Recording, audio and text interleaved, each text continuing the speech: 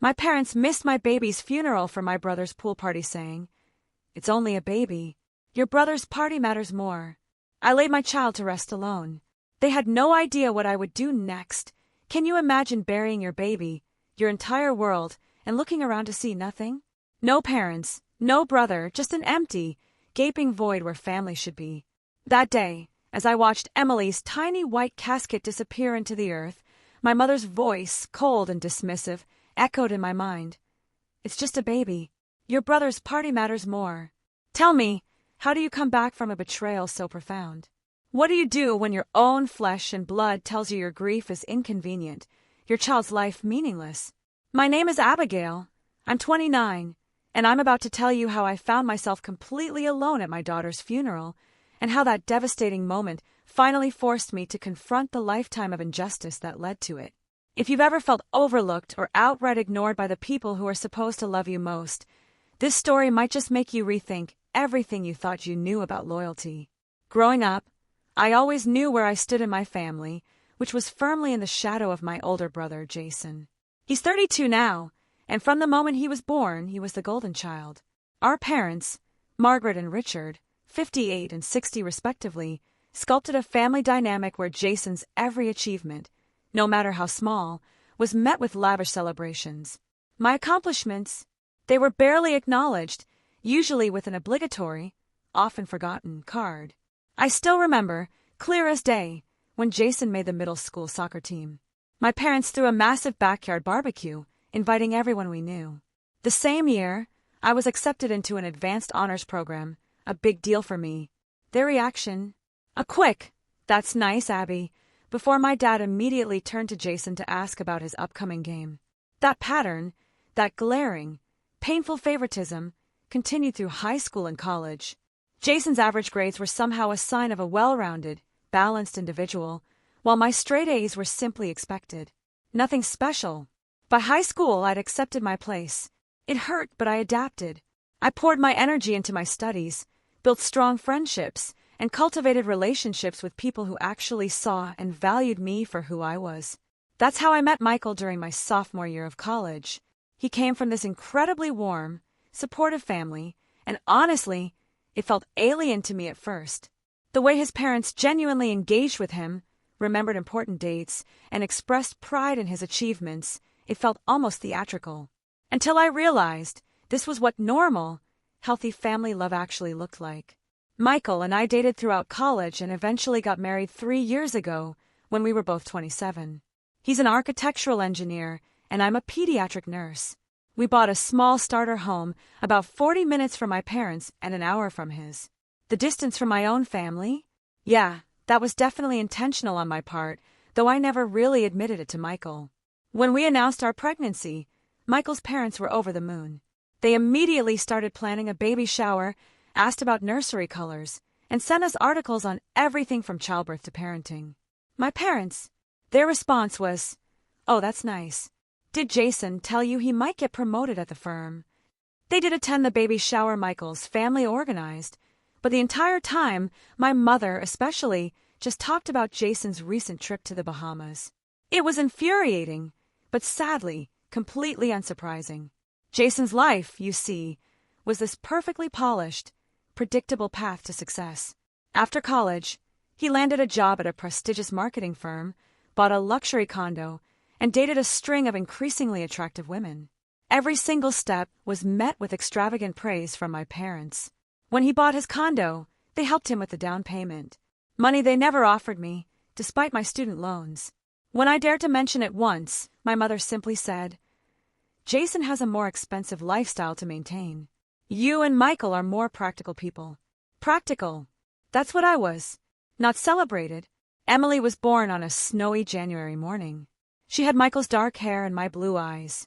Holding her for the first time, I felt a love so profound, so intense it physically ached.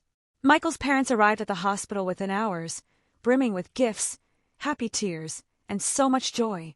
My parents came the next day, stayed for precisely 45 minutes, and left when my mother remembered she had a hair appointment. Over the next 6 months, Michael's parents were a lifeline. They visited weekly, sometimes just to give us a break so we could nap or have a quiet dinner. They took thousands of pictures of Emily, created a special photo album, and constantly told us what a beautiful family we were. My parents, they visited exactly twice. Once, 3 weeks after Emily's birth, because my mother's book club friend insisted on seeing the baby. The second time, they were in the area for one of Jason's work dinners. They held Emily awkwardly, like she was a ticking bomb, and seemed visibly relieved when she started crying, and I took her back. Despite their indifference, I kept sending them weekly photo updates. Her first gummy smile, her triumph at rolling over, her sweet laugh. My mother would occasionally respond with a thumbs-up emoji. My father never responded at all.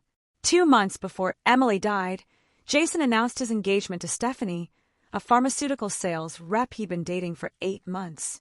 My parents immediately plunged into planning an elaborate engagement party. My mother called me daily with updates about the venue, the menu, the guest list. The party was scheduled for the same weekend as Emily's dedication at our church, a ceremony my parents had already committed to attending. When I gently reminded my mother of the conflict, her tone sharpened. "Oh, we'll have to miss the baby thing," she said, as if it were a minor inconvenience. "This is Jason's engagement, Abby. That's a once-in-a-lifetime event. A baby dedication only happens once, too," I wanted to scream. But I swallowed the words, as I had countless times before. A week before Emily died, she developed a slight cold. Nothing serious, just a runny nose and some congestion. I took her to her pediatrician, who assured me it was a minor viral infection that would resolve on its own. Still, I took a few days off work to just be with her, to cuddle and care for her. By the weekend, she seemed better, eating normally, and flashing that gummy smile that melted my heart every single time. I had no way of knowing those would be our last days together. It was a Tuesday night when our world imploded. Michael and I had put Emily to bed around 8 p.m. after her evening bottle. She'd been completely normal that day, babbling, playing with her favorite stuffed rabbit, eating well. We had dinner, watched an episode of a show, and went to bed around 11 o'clock. The baby monitor remained silent all night. Too silent. When I woke at 6 a.m. for my early shift at the hospital, something felt profoundly wrong. Emily usually woke around 5 o'clock for a feeding. A cold dread spread through me. I crept into her nursery, the room we'd painted a soft yellow with woodland creatures on the walls, full of so much hope. In her white crib, surrounded by the stuffed animals Michael's parents had given her, Emily lay still. Too still. "Emily!" I whispered, my voice barely a breath as I reached out to touch her cheek. It was cold. What happened next exists in my memory as disjointed, terrifying fragments. My screams, sharp and primal, waking Michael. His footsteps, thudding down the hallway. His hands, pushing me aside to perform CPR on our daughter's tiny, unresponsive body. My trembling fingers, fumbling with the phone, dialing 911. The dispatcher's eerily calm voice asking questions I could barely comprehend. The arrival of paramedics in our peaceful suburban home. Their grim, knowing faces as they continued resuscitation efforts. The ambulance ride, Emily's motionless body. The hospital's bright, sterile lights. A doctor with kind, sad eyes delivering the worst news any parent could ever hear. "I'm so sorry. Your daughter died from what appears to be sudden infant death syndrome." Michael collapsed against the wall, a strangled cry escaping him. I stood frozen, unable to process the words. This couldn't be real. We'd done everything right. Emily slept on her back in a bare crib. No blankets. Room temperature perfect. We'd followed every SIDS prevention guideline. Yet there we were, in a sterile hospital room, being asked if we wanted to hold our daughter one last time. We spent hours with Emily, trying to memorize every curve of her face, holding her cold, tiny hands, kissing her forehead. The hospital chaplain came. A grief counselor spoke to us. Someone mentioned funeral arrangements. The words washed over me, devoid of meaning. Eventually, through the haze of shock, I remembered my parents. With shaking hands, I dialed my mother's number. "Mom," I choked out when she answered, my voice raw and breaking. "Emily died last night. SIDS. We're at the hospital now." There was a pause, a beat of silence that stretched into an eternity. Then her response, flat and emotionless. "Oh, Abby, that's terrible."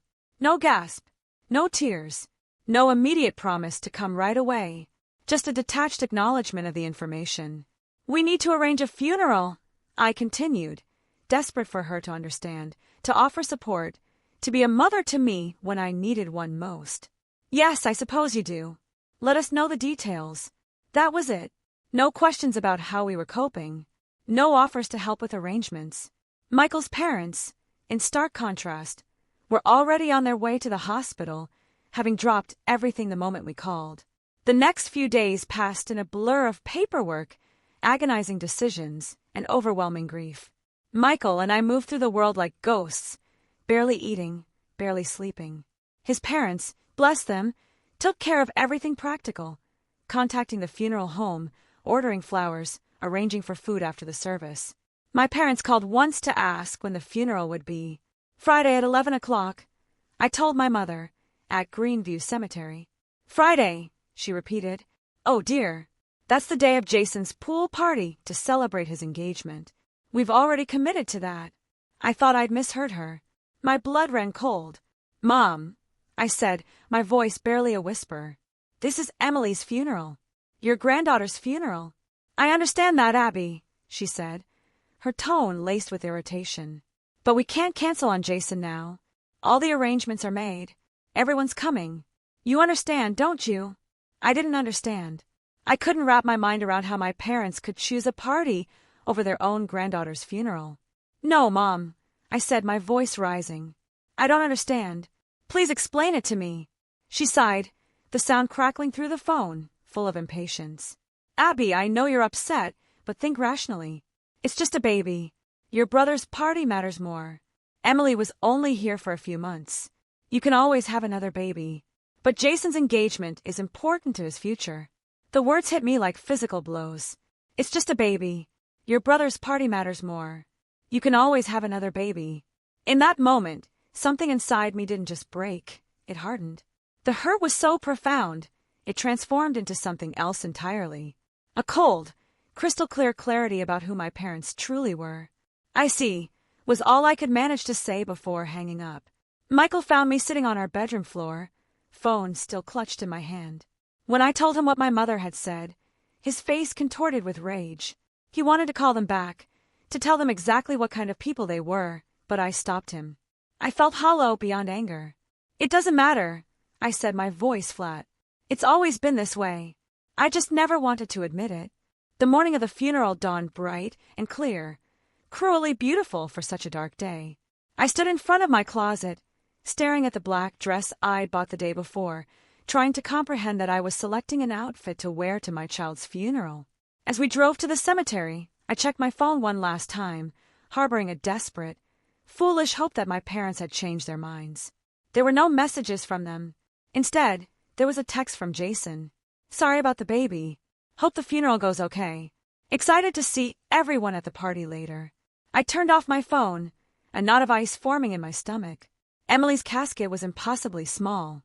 White, with silver handles, adorned with pink roses, it looked like something that should hold a doll, not my child. Standing beside it in the cemetery's Garden of Angels, a section reserved for infants and children, I felt utterly detached from reality.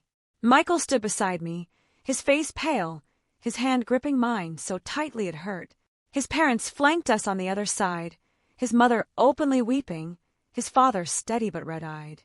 Around us gathered friends, colleagues, neighbors, even families of patients from the pediatric ward where I worked.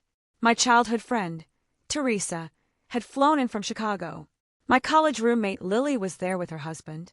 The conspicuous absence of my parents and brother created a void that everyone politely pretended not to notice, though I caught the questioning glances, the confused whispers. Michael's mother had placed a protective arm around my shoulders when people asked where my family was, smoothly changing the subject. Pastor David spoke about the brevity of Emily's life, but the depth of her impact. "Some souls," he said, "accomplish their purpose here on earth quickly. Emily brought joy, love, and a new dimension of humanity to Abby and Michael in her 6 months with them." During the service, my phone vibrated in my purse. I ignored it. After the final prayer, I checked it briefly. Several Instagram notifications. Jason had posted photos from his pool party. My parents were prominently featured, smiling, champagne glasses in hand, celebrating while their granddaughter was being lowered into the ground. 3 miles away, when it came time for the burial, I nearly collapsed. The physical act of watching that tiny casket descend into the earth made Emily's death real in a way nothing else had. This was final. This was forever. My baby was gone, and I would never hold her again. Never see her grow up. Never know who she would have become. Michael's father had to help support him as he threw a handful of dirt onto the casket. Michael's mother held me as I did the same, my entire body shaking with sobs. Around us, others followed suit, murmuring prayers and goodbyes. Later, at our house, people gathered with food, flowers, and well-intentioned words that couldn't touch my grief. I moved through the rooms like an automaton, accepting condolences, thanking people for coming, declining offers of food I knew I wouldn't eat. In quiet moments, I caught myself listening for Emily's cries through the baby monitor we hadn't yet put away. Each time, the realization that I would never hear her again hit me anew, a fresh wave of agony. After everyone left, Michael and I stood in Emily's nursery, surrounded by her things. The crib where she died, the changing table with diapers still stacked neatly, the rocking chair where I'd nursed her in the middle of the night. We couldn't bring ourselves to change anything, as if preserving the room might somehow preserve a piece of her. That week passed in a haze of grief. I took leave from work. Michael tried to go back after 3 days, but came home early, unable to focus. We moved through our house like ghosts, eating little, sleeping less, talking hardly at all. The silence where Emily's babbling, crying, and laughter should have been was deafening. My parents, they didn't call, didn't text, didn't visit. Michael's parents, however, came daily, bringing food, doing laundry, sitting with us in our grief. They respected our need for space, but made sure we weren't alone for too long. Michael's mother gently suggested grief counseling. His father helped with a mountain of paperwork that follows a death. Death certificates, insurance, medical bills. 7 days after the funeral, my phone rang. It was my mother's number. I almost didn't answer, but finally did, curious about what she could possibly say. "Abby, how are you?" she asked, her voice casual, as if we'd simply gone a week without talking, as if nothing significant had happened. "My daughter died and was buried without her grandparents present," I replied, my voice flat, devoid of emotion. "How do you think I am?" "Now, Abby, there's no need for that tone," she admonished. "We're calling to invite you and Michael to Sunday dinner. It would be good for you to get out of the house, don't you think? Jason and Stephanie will be there. They can tell you all about their wedding plans. It might take your mind off things." Take my mind off things? As if my child's death were a minor inconvenience to be distracted from with wedding talk. "I don't think we'll be able to make it," I said, my voice tight. "Abby, you can't just shut yourself away. Life goes on. It's been a week already. A week. A week since I buried my daughter, and my mother thought that was sufficient time to move on. I have to go," I said and hung up. Michael found me sitting on the bathroom floor, staring at the wall. When I told him about the call, about my mother's invitation to Sunday dinner to hear about Jason's wedding plans, his expression darkened. "They can't be serious," he said, his voice laced with disbelief. "They are," I replied, a bitter laugh escaping me. "They absolutely are." Against my better judgment, I agreed to attend Sunday dinner at my parents' house 2 weeks after Emily's funeral. Michael was reluctant, but I felt a desperate need to see my parents face to face, to try and understand how they could act as if nothing had happened. We arrived at the suburban colonial home where I'd grown up, the house with a meticulously maintained lawn, and the living room kept pristine for guests. My mother greeted us with air kisses, careful not to smudge her lipstick. My father nodded from his armchair, barely looking up from his newspaper. Jason and Stephanie sat on the couch, wedding magazines spread before them. "Abby, Michael, come in, come in." My mother chirped, oblivious. "Dinner's almost ready." Jason was just showing us the venue they're considering for the reception. It's absolutely breathtaking. No mention of Emily. No acknowledgement of our loss. No recognition that we might not be in the mood to discuss wedding venues. We sat stiffly on the love seat while Jason dominated the conversation with details about the wedding budget, the guest list, the honeymoon options. My parents hung on every word, offering suggestions and approval. I noticed a new photo on the mantel, Jason and Stephanie, beaming at the pool party. The same party they'd chosen over Emily's funeral. During dinner, my mother served roast beef and Yorkshire pudding, Jason's favorite, of course. The conversation revolved entirely around Jason's promotion at work, Stephanie's dress shopping plans, and my parents' ideas for the rehearsal dinner. Finally, during dessert, I couldn't take it anymore. "Did Emily's funeral interfere with your pool party?" I asked, my voice cutting through a discussion about wedding photographers like a knife. The table fell silent. My mother's smile froze on her face. "Abby," she said with a nervous laugh, "let's not bring up unpleasant topics at dinner." "Unpleasant topics?" I repeated, the bitterness sharp in my throat. "You mean my daughter's death? Your granddaughter's funeral that you skipped?" "Now, Abby," my father interjected, his voice firm. "What's done is done. No sense dwelling on the past." "The past?" I scoffed. "It was 2 weeks ago." Jason rolled his eyes. "See, this is why we didn't want to bring it up. You always make everything so dramatic, Abby." I stared at him, incredulous. "Dramatic? My baby died, Jason. And none of you came to her funeral because you were too busy having a pool party." "It wasn't just a pool party," my mother said defensively, her face hardening. "It was a celebration of Jason and Stephanie's engagement. We'd been planning it for weeks. We couldn't cancel at the last minute." "But you could miss your granddaughter's funeral," I countered, my voice shaking now. "You could tell me it's just a baby, and that I can always have another one." Michael, who had been silent until now, put down his fork with a clatter. "I've sat here trying to be respectful," he said, his voice low and dangerous. "But this is beyond belief. Do you have any idea what Abby has been through? What we've been through?" My mother looked affronted. "Of course we do. We're very sorry for your loss. But life must go on, mustn't it? Dwelling in grief isn't healthy." "It's been 2 weeks," Michael said, his voice dangerously quiet. 2 weeks since we buried our daughter, and you haven't once asked how we're doing. You haven't offered to help. You haven't acknowledged our pain in any way." My father cleared his throat, trying to regain control. "We thought it best to give you space." "Space?" I laughed, a harsh, humorless sound. "Is that what you call it? Because from where I'm sitting, it looks like indifference. It looks like you care more about Jason's engagement party than your own granddaughter's death." "That's not fair, Abby," Jason said, trying to jump in. "Mom and Dad had already committed to my party. They couldn't be in 2 places at once. They made a choice, Jason." I shot back, my eyes fixed on my parents. "And they chose you, as they always have." A tense silence fell over the table. Stephanie looked incredibly uncomfortable, studying her plate intently. "Actually," my mother said, finally, almost as an afterthought. Several relatives asked where we were during the funeral. We told them we couldn't attend due to health issues.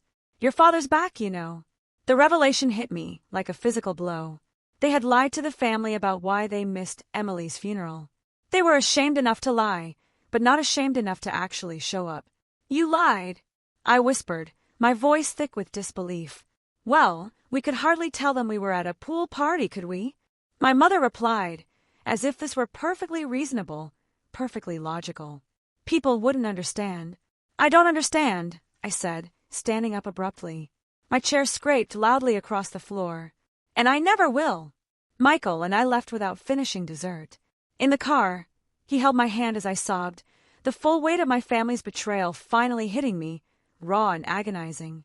Over the next month, our marriage strained under the dual burdens of grief and this crushing family tension.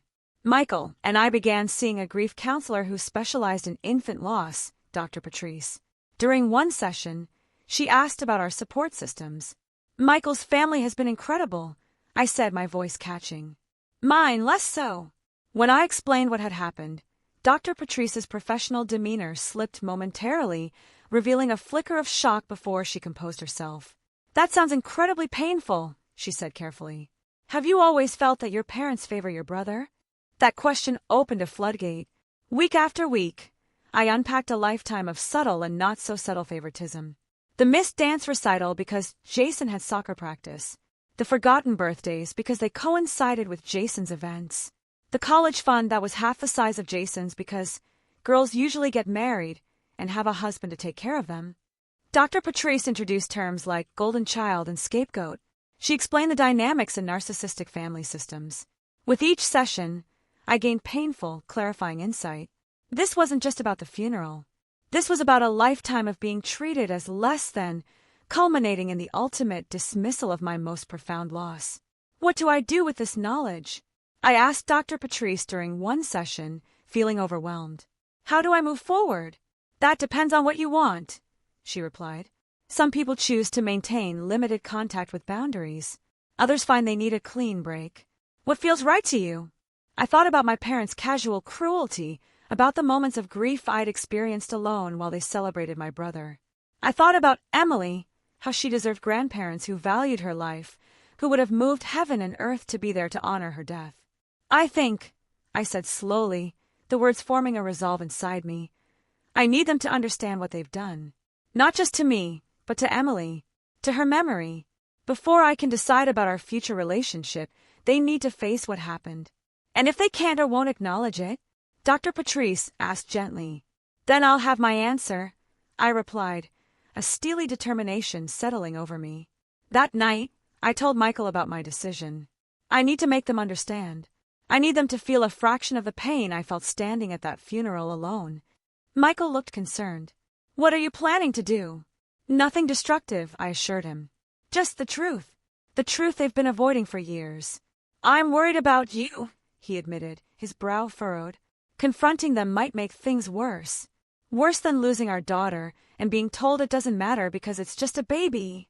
I asked, my voice rising with indignation. Worse than standing alone at her funeral because a pool party was more important? I don't think that's possible, Michael. He held me close. Whatever you decide, I'm with you every step of the way. The time for silence was over. I didn't want revenge. Not exactly. What I wanted was acknowledgement, a recognition of the pain they'd caused, an understanding of the damage they'd done. I wanted my parents to feel the weight of their choice, to see it clearly for what it was. Above all, I wanted to ensure they could never rewrite history, never pretend they'd been supportive when they were anything but. My first step was to decline the invitation to Jason's engagement party. It arrived in a thick cream envelope with gold embossing. My mother's touch, no doubt. I texted a simple response. Michael and I won't be attending. Still grieving our daughter's death. The phone call started immediately. My mother, then my father, then even Jason. Abby, you can't miss Jason's engagement party. My mother insisted, her voice tight with disapproval. Family needs to stick together during these events. Family needed to stick together at Emily's funeral, too. I replied, my voice steady. That's different, she said dismissively. This is a happy occasion. I'm not in a place to celebrate right now. It's been over a month, Abby. You need to move on. I ended the call without responding. My father's call was similar, guilt and manipulation wrapped in paternal authority. Jason's call was the most surprising. Mom and Dad are upset you're not coming to my party, he said, an edge of annoyance in his voice. Can't you just show up for an hour or something? It's important to them. Was Emily's funeral important to you? I asked, a challenge in my tone. A pause. That's not fair. I barely knew her.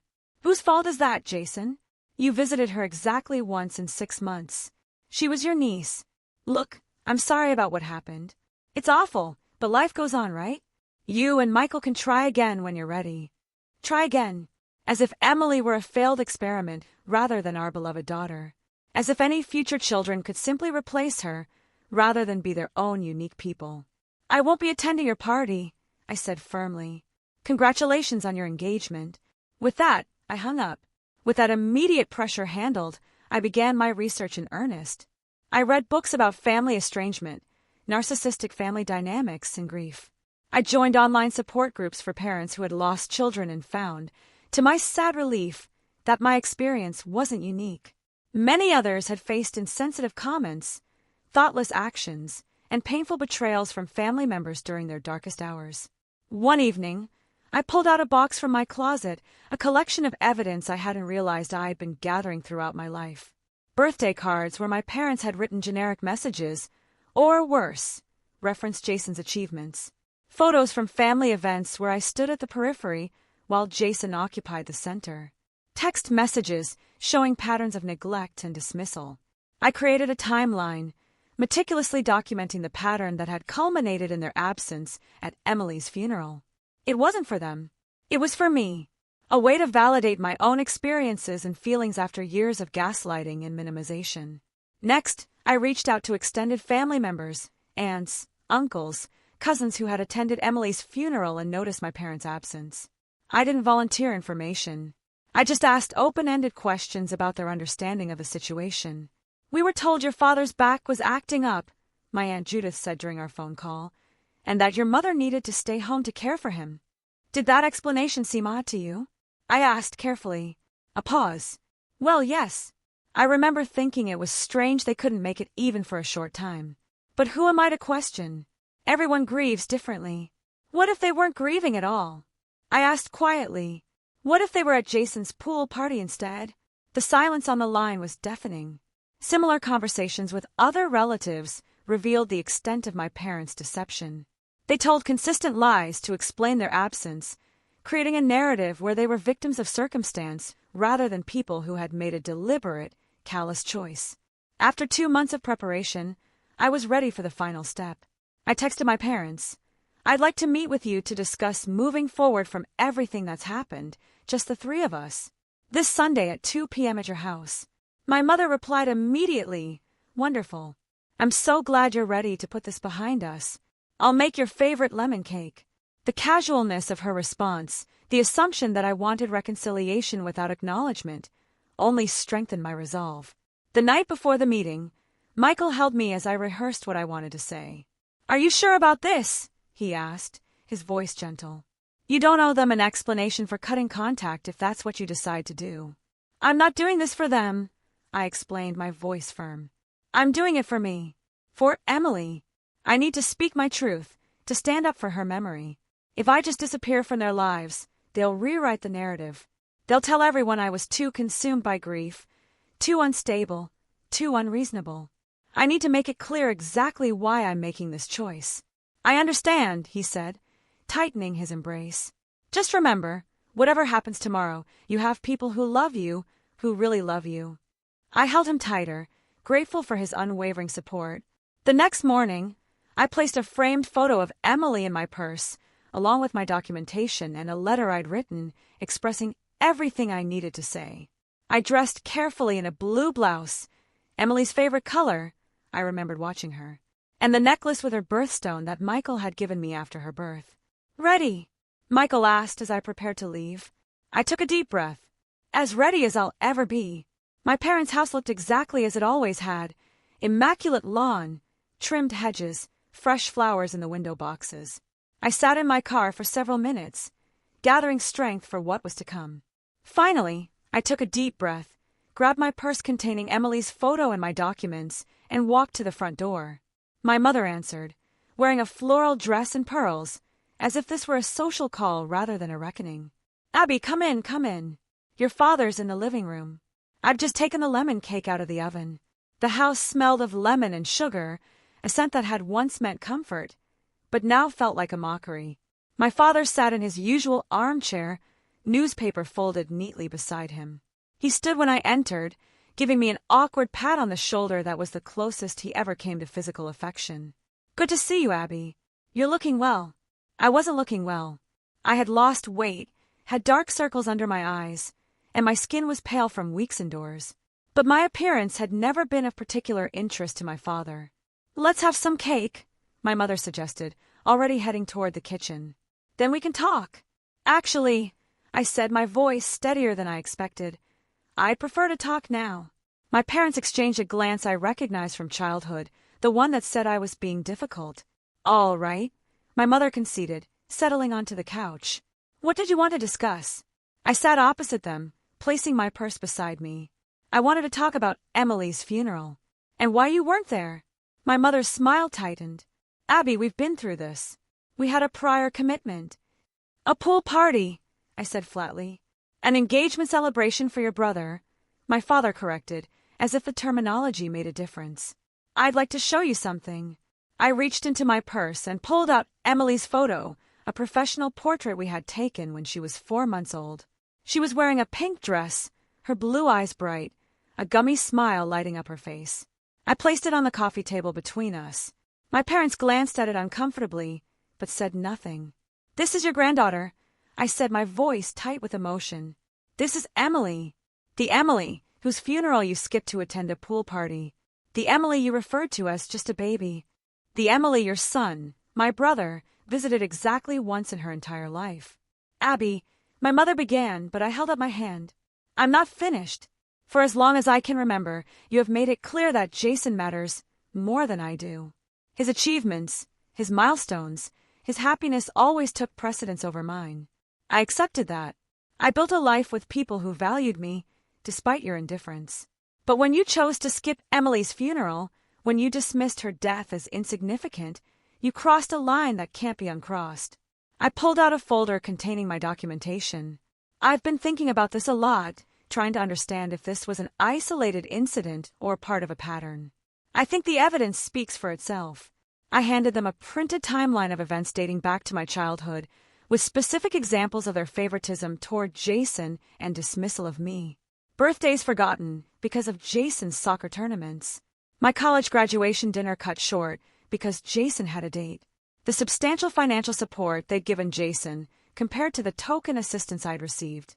My parents looked at the papers with expressions of mingled confusion and defensiveness. "What is this supposed to be?" my father asked, his voice strained. "It's a record of your choices," I replied.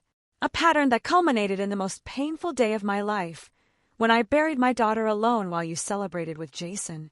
"You weren't alone," my mother protested, a high-pitched whine entering her voice. "Michael was there, and his parents."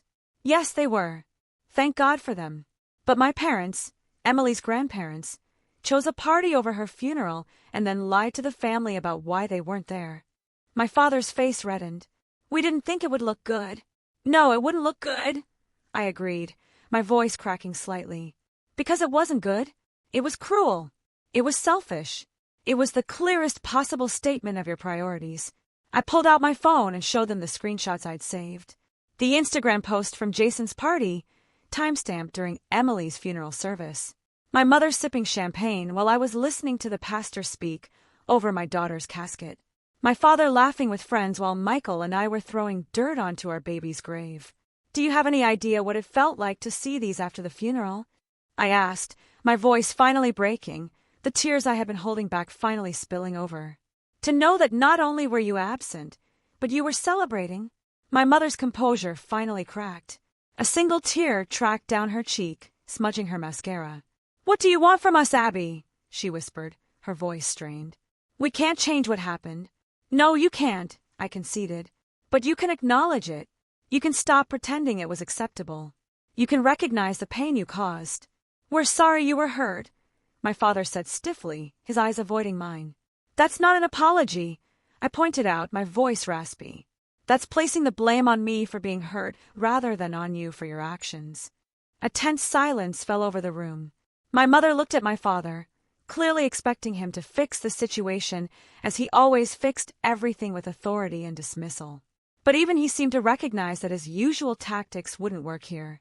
"What is it you want us to say?" my mother finally asked, an edge of frustration creeping into her voice. I pulled out the letter I'd written, my final piece of evidence. "I don't want you to say anything. I want you to listen. This is what I need you to hear." I unfolded the paper and began to read. "Dear Mom and Dad, I'm writing this because I need you to understand what your choices have meant to me. When Emily died, my world collapsed. Everything I knew, everything I believed, everything I hoped for was shattered in an instant. The only thing that could have made that pain worse was facing it alone. And that's exactly what your choice forced me to do. When you told me that Emily was just a baby and that Jason's party mattered more, you didn't just miss a funeral. You invalidated her entire existence. You told me that my child, your granddaughter, was disposable, replaceable, unimportant. You told me that my grief was inconvenient. My pain was exaggerated. My loss was negligible compared to Jason's celebration.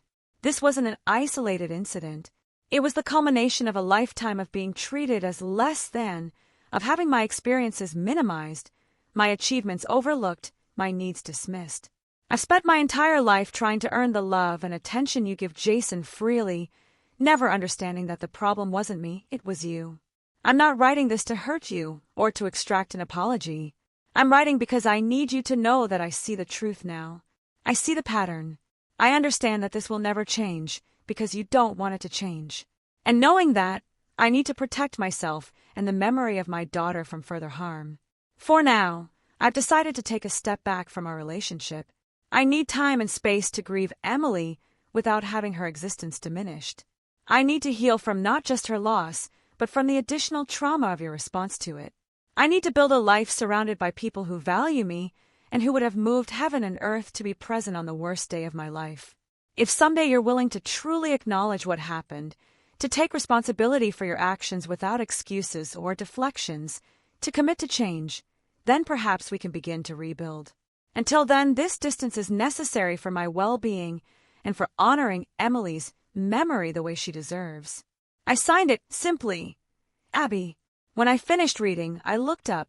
My mother was crying silently now, mascara tracking down her cheeks. My father sat rigid, his jaw clenched, but his eyes betrayed a flicker of something I'd rarely seen. Uncertainty. "You can't be serious," he finally said, his voice laced with disbelief, cutting us off over one missed event. I folded the letter carefully and returned it to my purse. It wasn't one event. It was the final event in a lifetime of events.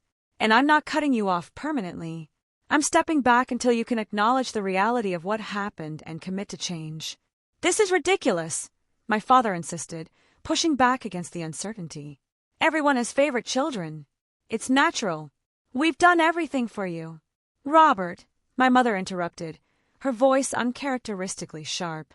She was looking at Emily's photo on the table. Really looking at it. Perhaps for the first time. "Stop." The room fell silent again. My mother reached for the photo with trembling fingers. "She had your eyes," she said quietly, her voice barely audible. "Yes," I replied. "She did. I never really looked at her," my mother admitted, a choked sob escaping her. "I was always so busy with Jason's things, with the engagement plans." My father shifted uncomfortably in his chair. "Margaret, don't. Abby's upset, but she'll come around. She always does." "No," I said firmly, my voice gaining strength. "Not this time. This isn't something I can just get over. This is my line in the sand." I stood, gathering my purse. "I've said what I came to say.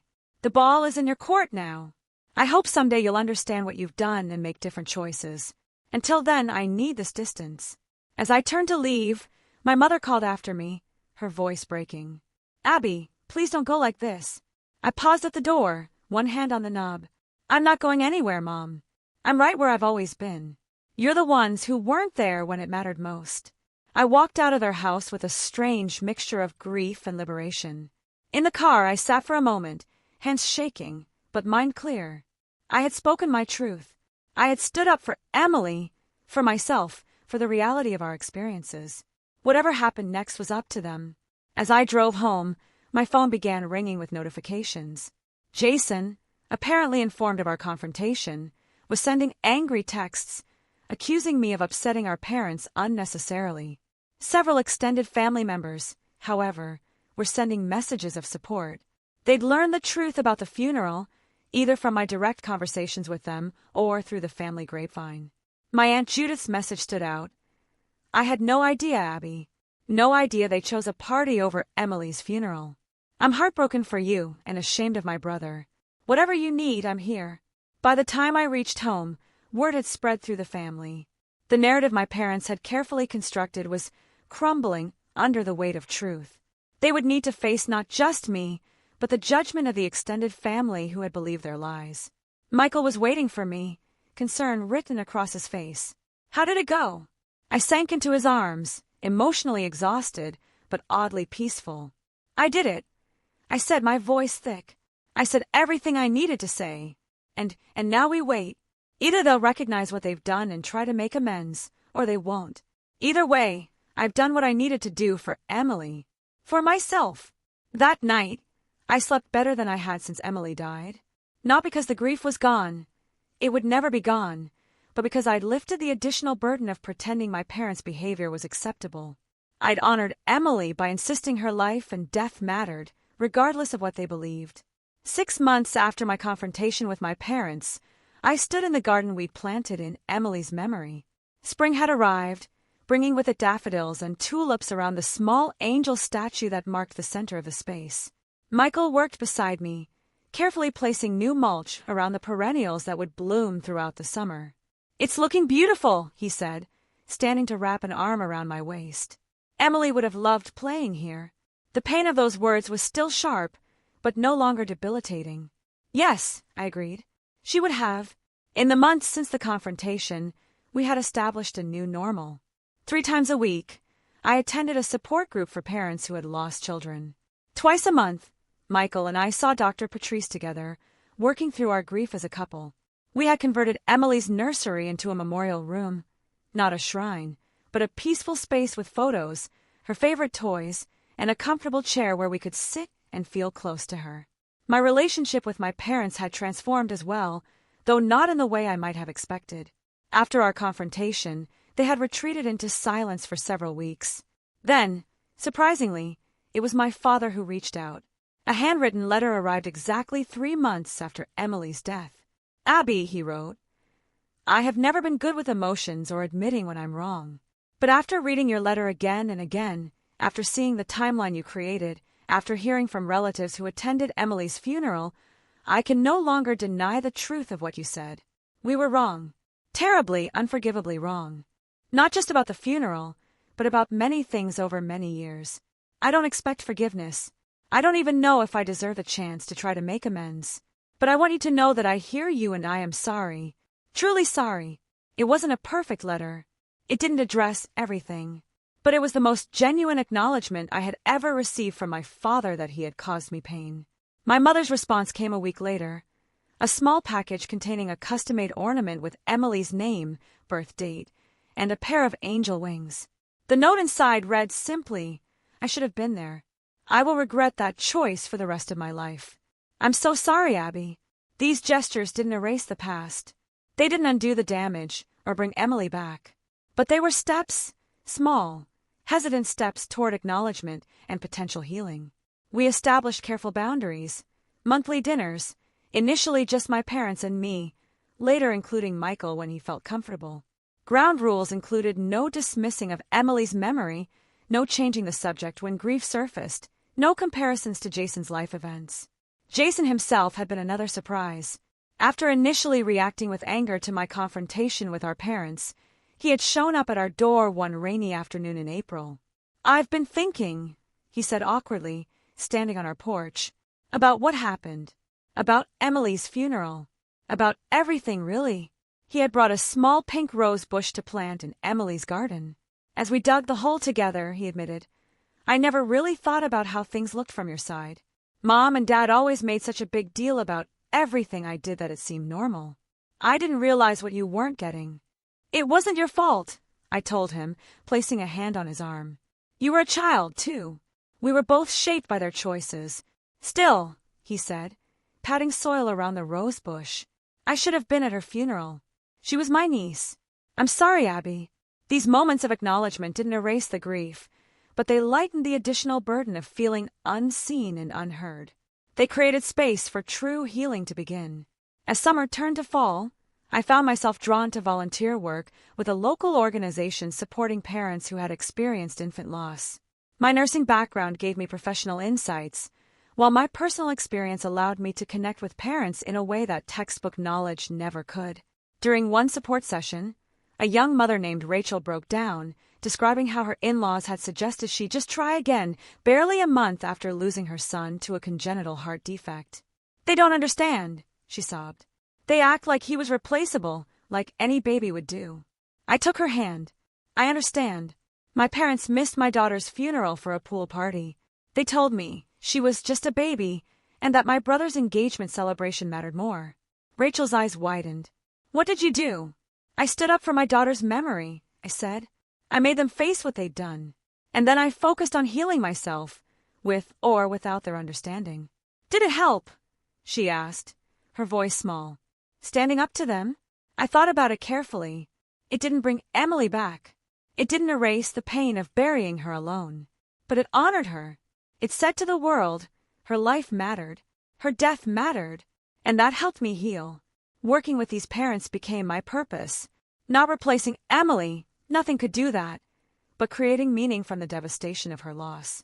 Each family I helped was a tribute to her brief life, a way of ensuring that her impact continued. Michael and I began tentatively discussing the possibility of another child.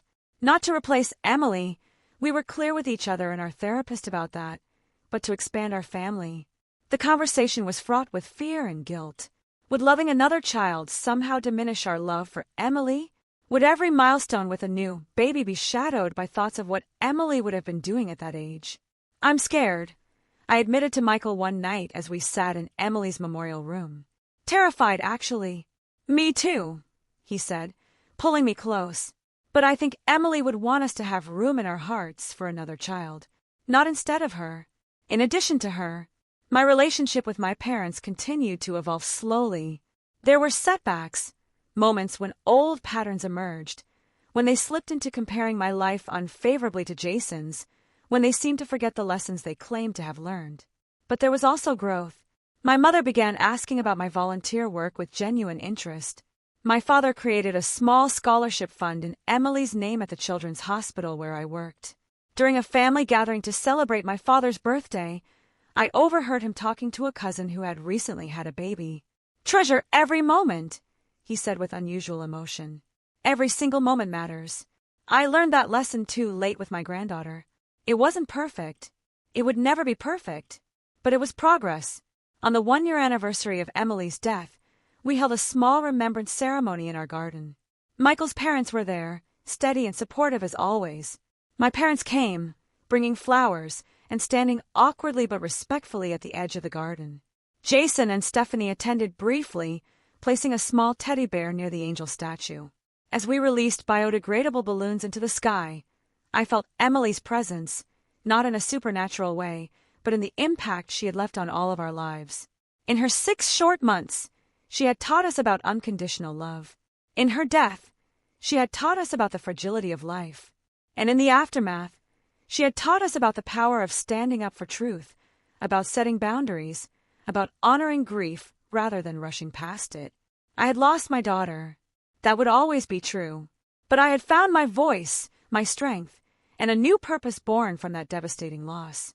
For those of you watching who have experienced a similar loss or betrayal, I want you to know that healing is possible. Not perfect healing, the scars remain, but enough healing to find joy again, to find purpose, to build a life that honors both your loss and your future. If Emily's story has touched you, please consider supporting organizations that help families experiencing infant loss. And if you faced family betrayal during your darkest moments, know that you're not alone. You have the right to set boundaries, to demand respect for your grief, to insist that your pain matters. Thank you for listening to my story. Please share your thoughts in the comments below. Have you ever had to stand up to family during a time of grief? What helped you heal? Your experiences might just help someone else who's walking this difficult path. Remember, honoring your truth isn't selfish. Sometimes, it's the most important thing you can do for yourself and for those you've lost. Be gentle with yourselves. You deserve that kindness.